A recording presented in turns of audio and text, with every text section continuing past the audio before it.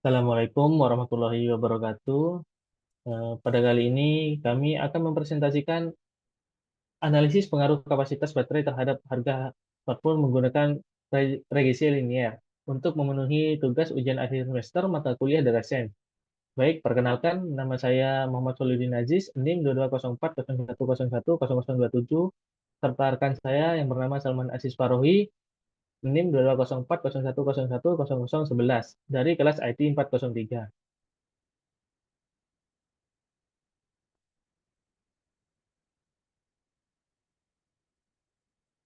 Adapun yang akan kami bahas pada kali ini yang pertama adalah latar belakang, kedua metodologi penelitian, yang ketiga hasil analisis, yang keempat pembahasan, dan yang terakhir kesimpulan dan saran.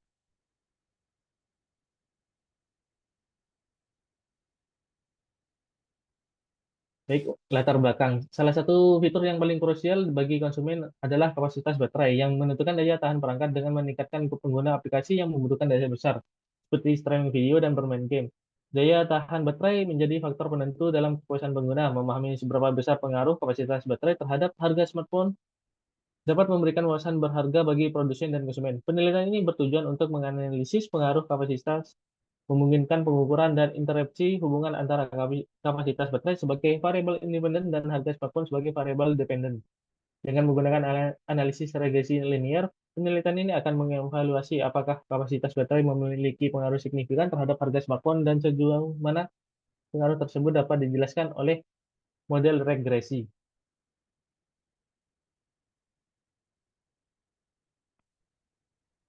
Metodologi import libraries. Dalam pengembangan proyek data science dan analisis data menggunakan R, langkah pertama yang krusial adalah mengimpor pustaka libraries yang relevan.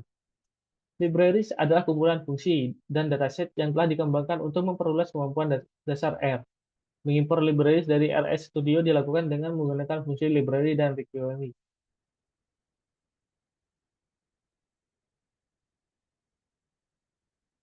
Yang kedua, import dataset. Berikut kita perlu untuk mengimpor dataset yang akan kami gunakan sebagai sumber data dalam penelitian ini. Dataset yang kami gunakan diambil dari situs kaggle.com. Format jenis dataset bisa bermacam-macam, seperti CSV, Excel, SQL, JSON, dan lain-lain. Berikut contoh kode dalam mengimpor dataset ke RS Studio.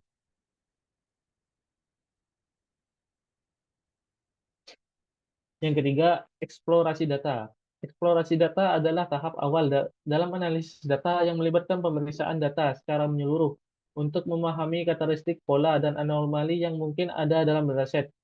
Tujuan utama dari eksplorasi data adalah untuk mendapatkan wawasan awal tentang data untuk mengidentifikasi potensial masalah atau area yang memerlukan perhatian lebih lanjut sebelum melanjutkan ke analisis yang lebih mendalam atau model prediktif.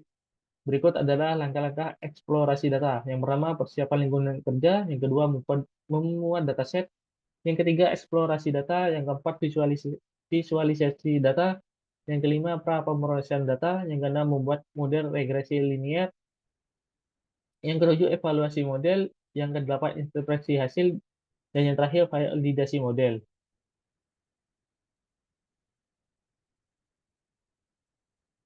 Scatter plot di atas menampilkan sebaran data yang tidak terlalu jelas, akan tetapi cenderung sedikit mengarah pada tren positif, yang ditunjukkan titik-titik data cenderung berkumpul di sekitar garis lurus yang menanjak dari kiri ke kanan. Hal ini menunjukkan adanya korelasi positif antara kapasitas baterai dengan harga smartphone.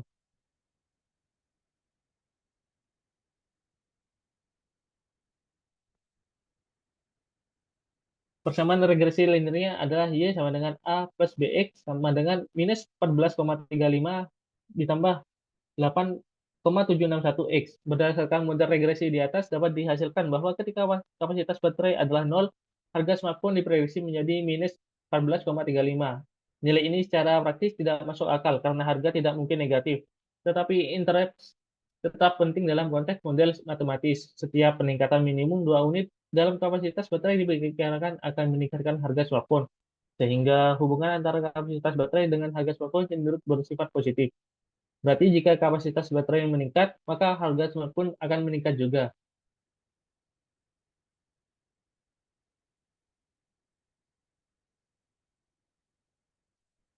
Model regresi linear sederhana ini menunjukkan bahwa kapasitas baterai adalah predikator yang signifikan untuk harga smartphone meskipun pengaruh relatif kecil dan ada banyak variabilitas yang tidak dijelaskan oleh model ini. Oleh karena itu, patut pertimbangkan variabel tambahan atau interaksi antara variabel untuk meningkatkan kemampuan prediksi model ini. Penggunaan metode yang lebih kompleks atau regresi berganda mungkin diperlukan untuk mendapatkan model yang lebih baik dalam menjelaskan variasi harga. Baik, selanjutnya silakan Mas Salman. Oke, terima kasih Mas Soleh. Selanjutnya saya akan menjelaskan tentang cek residual sama versus fitted. Jadi yang pertama tentang linearity, jadi residual tersebar secara acak di sekitar garis horizontal. Jadi nilai residual 0 menunjukkan bahwa asumsi linearitasnya umumnya terpenuhi. Namun ada beberapa pola yang menunjukkan adanya beberapa penyimpangan. Kemudian dari uji homoskedastisitas, plot menunjukkan pola tertentu, yaitu fan shape, di mana variabilitas residual meningkat seiring dengan peningkatan fitted values. Ini menunjukkan adanya keheteroskedastisitas. Kemudian ada outliers, jadi beberapa titik jauh dari garis horizontal dan nilai fitted yang tinggi seperti titik 1320 dan 2733. Menunjukkan adanya outliers yang perlu diperiksa lebih lanjut. Kemudian cek scale location. Nah, homoskedastisitas, plot ini menunjukkan tren yang meningkat pada garis merah yang menunjukkan adanya heteroskedastisitas, yaitu variabilitas residual tampak meningkat seiring dengan fit values. Kemudian secara tren, garis merah yang meningkat mengindikasikan bahwa residual tidak memiliki varians yang konstan, yang merupakan pelanggaran untuk asumsi homoskedastisitas. Kemudian outliers, titik-titik seperti 1320 dan 2733 kembali muncul sebagai outliers yang signifikan. Kemudian cek kiki residual, jadi garis referensi. Garis putus-putus diagonal adalah garis referensi 45 derajat. Jika residual mengikuti distribusi normal, titik-titik ini akan mengikuti garis ini secara dekat. Kemudian pola titik-titik residual, jadi pusat plot di sekitar kuantils teoretis min 1 hingga 1, titik residual mengikuti garis referensi dengan cukup baik. Ini menunjukkan bahwa dalam rentang ini residual mendekati distribusi normal. Kemudian, ekstrem kanan atas, di kuantil teoritis sekitar 2 hingga 3, titik-titik yang mulai menyimpang jauh dari garis referensi dan bergerak ke atas. Hal ini menunjukkan adanya skewness positif atau adanya ekor berat heavy tails di bagian kanan atas.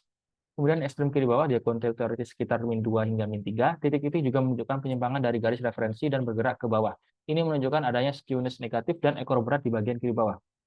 Kemudian outliers, terdapat beberapa outliers yang cukup jauh dari garis referensi, seperti titik dengan nilai kuantil yang sangat tinggi, sekitar kuantil 2,5 hingga 3, dan nilai standardized residual yang tinggi, 2783 dan 1320. Outliers ini mengindikasikan adanya data point yang tidak sesuai dengan asumsi distribusi normal. Kemudian residual versus leverage. Leverage point, titik dengan leverage tinggi dapat mengindikasikan titik yang memiliki pengaruh besar pada model. Titik-titik ini seperti 418 menunjukkan leverage yang tinggi. Kemudian ada influential points, titik dengan standardized residual tinggi yang berada di area leverage tinggi dan melewati garis Cook's distance dianggap berpengaruh besar. Titik-titik seperti 132 dan 734 juga menonjol di sini.